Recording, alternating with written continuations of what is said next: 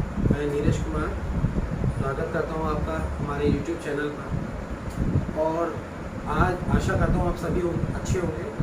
और आज हम लोग अपने इस YouTube चैनल पर जो क्लासेस के लिए नया सेशन शुरू कर रहे हैं वो है क्लास 10। और हम शुरुआत कर रहे हैं चैप्टर 3 से, जिसका नाम है linear pair of linear equation with two variables. ठीक है, तो आज कोशिश करेंगे हम लोग थोड़ा सा बस इंट्रोडक्शन के बारे में बात करेंगे।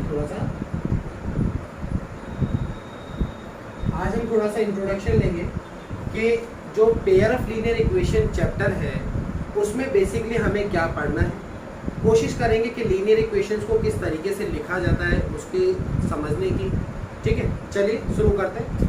तो सबसे पहले पेयर ऑफ लीनियर इक्वेशंस की अगर हम बात करें तो देखिए यहाँ पर कुछ टर्म्स हैं जो चैप्टर के जो नाम है उसी से उसको हम लोग समझ सकते हैं। जैसे कि यहाँ पर दिया हुआ पेयर, पेयर का मतलब होता है एक जोड़ा, मतलब एक ऐसी तरीका जिसमें एटलीस्ट कोई भी चीज़ दो हो, जिसमें कोई भी चीज़ दो हो। जैसे कि हम लोग बात करते हैं अ पेयर ऑफ शूज़, है ना, जिसमें दो शूज़ होते हैं। अ पेयर ऑफ स्लीपर्स, जिसमें दो स्लीपर होते हैं। सपोज मैं बाजार जाता हूँ, ये शर्ट है, निकले मैं कहता हूँ I want a pair of shirt, तो ये शर्ट मुझे मिल जाएगी। पेयर मतलब जोड़ा, है ना। तो इसी तरीके से जब हम बात करेंगे पेयर की तो इसमें जोड़ा मतलब दो इक्वेशंस होंगी। किसकी? लीनियर इक्वेशन, है ना। अब लीनियर इक्वेशंस में एक टर्म यहाँ पर जुड़ा हुआ है जिसका नाम है टू वेरिएबल्स। तो फ्रेंड्स, सबसे पहले अगर हम समझे कि वेरिएबल्स क्या होते हैं तो देखिए सिंपल डेफिनेशन में अगर कहा जाए तो वेरिएबल्स वो टर्म्स होते हैं जिनकी जगह पर हम किसी भी टर्म की वैल्यू को पुट कर सकते हैं। जैसे आप लोगों ने देखा होगा, हम लोग लिखते हैं कई बार let x equals to 1, let x equals to 0। तो इस तरीके से हम अपनी मर्जी से किसी भी टर्म उसमें उसकी जगह वैल्यू पुट की जा सकती है, उसको वेरिएबल टर्म्स कहा जाता है। तो यहाँ पर वेरिएबल टर्म क्या है हमारे x और y। चलिए यहाँ तक समझ में आया होगा। अब कोशिश करते हैं पेयर ऑफ लीनियर इक्वेशंस को समझने की। तो देखिए पेयर ऑफ लीनियर इक्वेशंस की जब जहाँ तक बात की जाती है तो उसमें पेयर ऑफ लीनियर इक्वेशन को थोड़ा इस तरीके से लिखा जाता है a1x b1y और c1 इक्वल्स टू 0, जिसे कहा जाएगा इक्वेशन फर्स्ट। ठीक है। दूसरा a2x b2y और c2 इक्वल टू 0, जिसे कहा जाएगा इक्वेशन सेकंड। अच्छा, यहाँ पर एक चीज़ समझने वाली है कि सर आपने जो पेयर ऑफ लीनियर इक्वेशंस को लिखा है उसमें इक्वेशंस को इस फॉर्म में क्यों लिखा?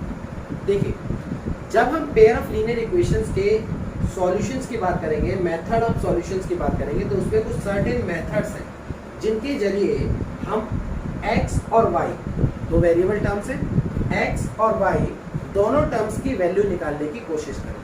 ठीक है, तो जब हम उन x और y दोनों वेरिएबल टर्म्स की वैल्यू निकालने की कोशिश करेंगे तो वहाँ पर हमें रिक्वायरमेंट होगी इस तरीके से इक्वेशंस को समझने की। तो इसीलिए मैंने पहले से ही आपको इक्वेशंस को लिख दिया और इन्हें कहा जाता है जनरल फॉर्म।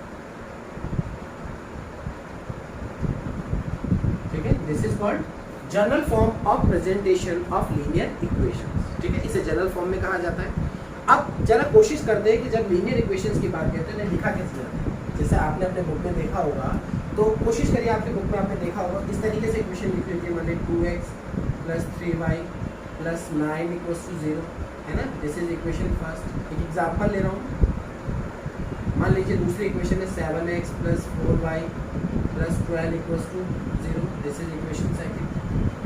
तो यहाँ पर अगर इन इक्वेशंस को हम लोग कंपेयर करें, इन इक्वेशंस को अगर कंपेयर करें यहाँ पर, तो देखिए यहाँ पर x के आगे वाले टर्म को क्या कहते हैं? a1 कहते हैं फर्स्ट इक्वेशन में।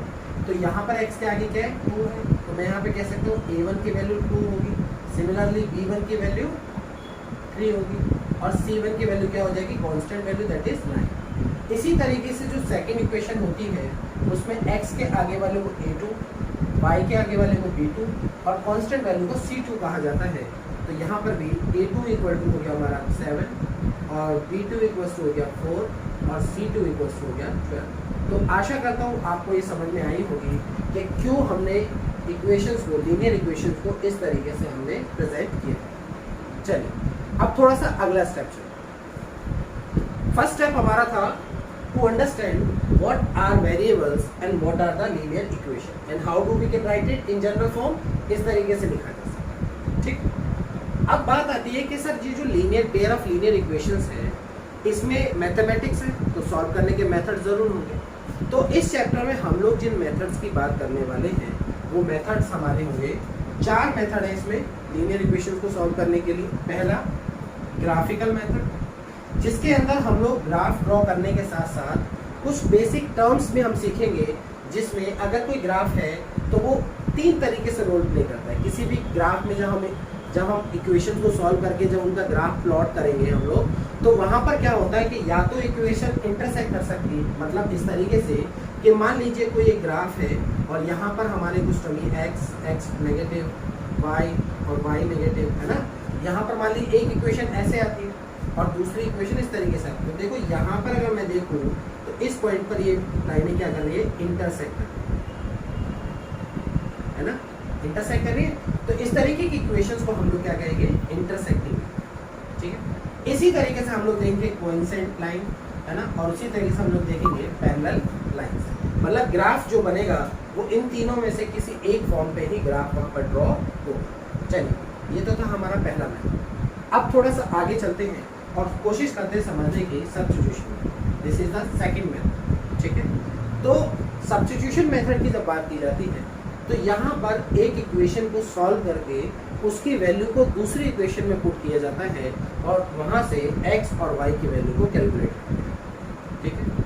तीसरा हमारा जो मेथड है वो है एलिमिनेशन मेथड, जिसके अंदर किसी भी एक वैल्यू को एलिमिनेट करके उसकी वैल्यू को कैलकुलेट किया जाए। किसकी वैल्यू को, या तो x की वैल्यू को या फिर y की वैल्यू, ठीक है। एक वैल्यू एलिमिनेट करेंगे पहले, उससे दूसरे की वैल्यू आएगी और उस दूसरे की वैल्यू को किसी भी एक इक्वेशन में पुट कर देंगे और एक वैल्यू देंगे। आप बेफिक्र रहें, मैं आशा करता हूँ कि आप सभी बहुत ध्यान से देख रहे होंगे और मैं भी पूरी कोशिश करूँगा कि आपको इस पूरे चैप्टर को बहुत अच्छे से समझाने की, जिससे कि एग्जाम में आपके अच्छे नंबर आ सके, ठीक। चौथा हमारा जो मेथड है, लास्ट मेथड, जिसे हम पेयर ऑफ लीनियर इक्वेशन को सॉल्व करने के लिए कहते हैं आपके लेवल पर क्लास 10th में, तो उसमें चौथा मेथड है क्रॉस मल्टीप्लिकेशन मेथड, ठीक है। मतलब नाम से ही पता लग रहा है क्रॉस मल्टीप्लाई, मतलब कि अगर कुछ टर्म्स मेरे पास आएंगे उनकी कुछ ना कोई क्रॉस मल्टीप्लाई होगी और क्रॉस मल्टीप्लाई करके हम लोग उनका सॉल्यूशन निकालेंगे, ठीक।